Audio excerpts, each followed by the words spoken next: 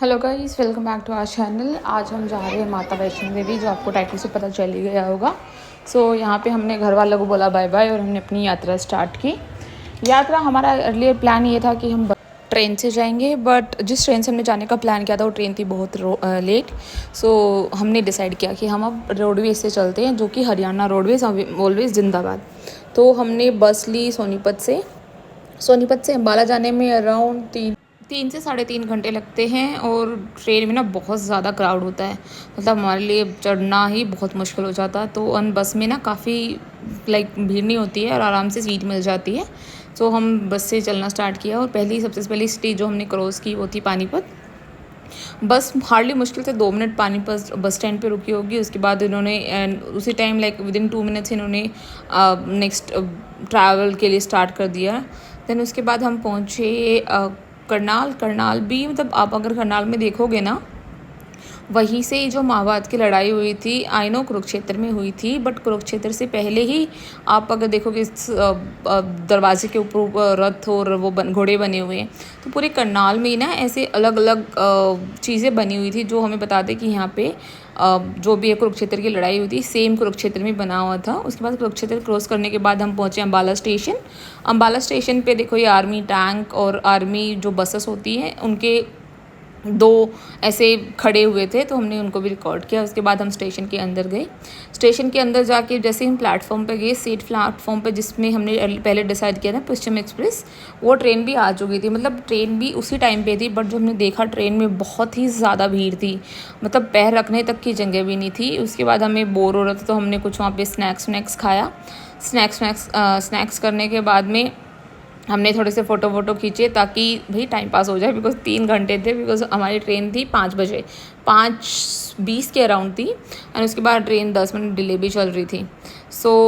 हमने थोड़े फ़ोटो खींचे, स्नैक्स किया। और ये जो ट्रेन आई ना, इसके विदिन 2 to 3 मिनट्स हमारी ट्रेन भी आ गई थी। वंदे भारत डायरेक्टली दिल्ली से स्टार्ट होती है और वो कटरा तक जाती है, और ये आपको 6.5-7 घंटे में कटरा पहुंचा देती है। तो ये मेरे को सबसे कम ड्यूरेशन वाली ट्रेन थी। और हमें ना मंडे को आके वापस से काम भी करना था, ज़्यादा दिन नहीं थे। तो हमने अपनी ट्रेन में ऑन बोर्ड किया, और जैसे हम बैठे हमें स्नैक्स सर्व कर दिए गए।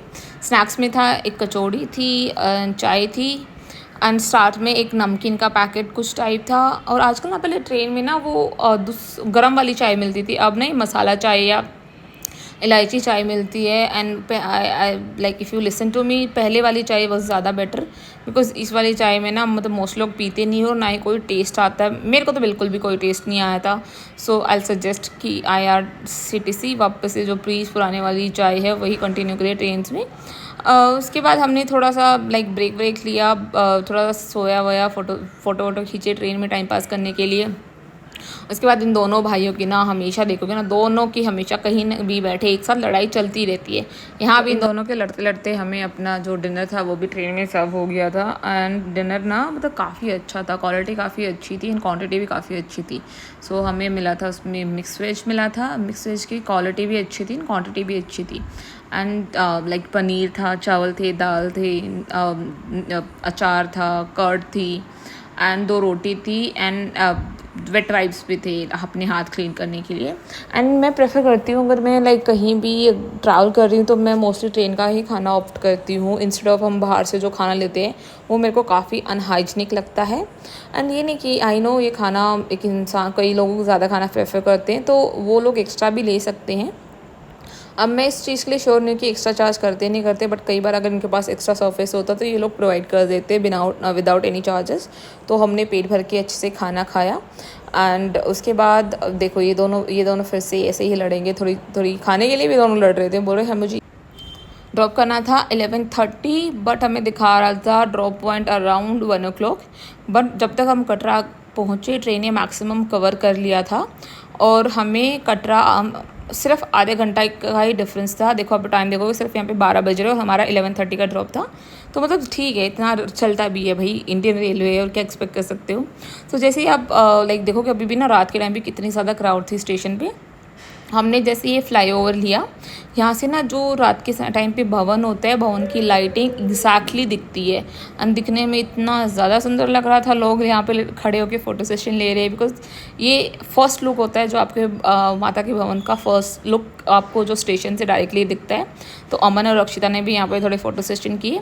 फ़ोटो सेशन करने के बाद हमने सोचा चलो अभी हम पर्ची ले लेते हैं। और हमसे एक गलती ये हुई कि हमें ये नहीं पता था कि जो रजिस्ट्रेशन काउंटर है वो रात को बंद हो जाता है, वो सिर्फ दिन सुबह 5 बजे से लेके 10 बजे तक खुला रहता है।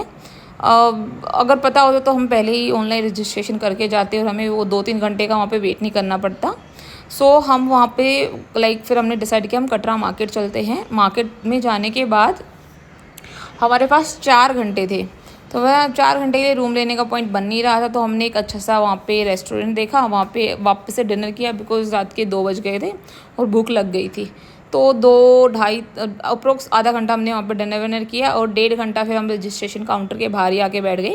मतलब मैं आपको एक चीज़ बताना चाहूँगी, ये एरिया फुली सेफ़ है, मतलब ऐसा कुछ नहीं है कि देखो इतनी रात हो चुकी है फिर भी यहाँ पे ऐसे लोग घूम रहे हैं। यहाँ पे जो आर्मी वालों की स्पेशली ड्यूटी लगी हुई है, तो आपको ऐसे भी थोड़ा सा अनसेफ फील नहीं होगा, लाइक पूरा सेफ होगा। यहाँ से आप नीचे जाओगे ना तो बस स्टैंड भी है यहाँ पे।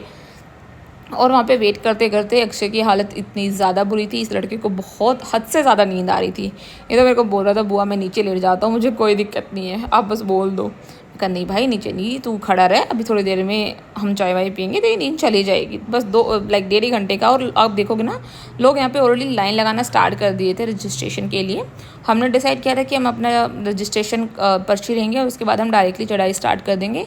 एंड देन नेक्स्ट डे आके अराउंड हमारे पास 1 दिन बच रहा था, तो हम तब अच्छे से रेस्ट कर लेंगे। इससे ना बिल्कुल भी खड़ा नहीं रहा जाता, इससे बहुत ही ज़्यादा नींद आ रही थी। देखो मैंने ना इसकी ओरिजिनल वॉइस की कुछ क्लिप्स आगे ऐड किए, आप भी देख के ना उसको लिटरली बहुत ही ज़्यादा हंसोगे। भाई इसको ना बहुत नींद आती है, लड़का कहीं भी सो सकता है। क्या हो गया तेरा?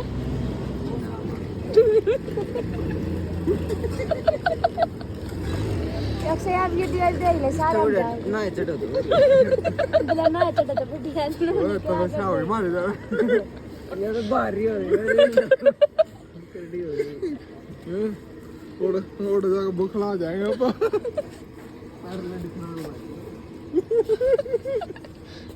तो अच्छी दुखी हो तो खटाई खाने को मिल जाता है।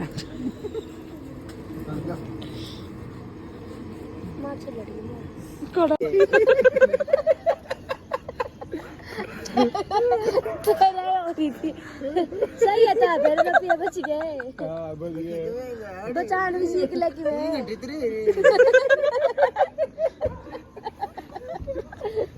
तो बैठ दो। अरे अच्छा मुझे आऊं भाई उठो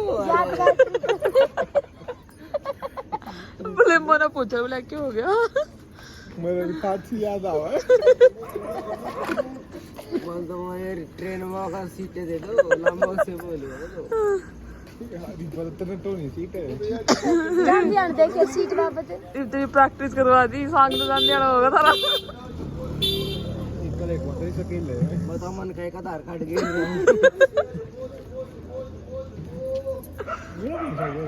नहीं कमन का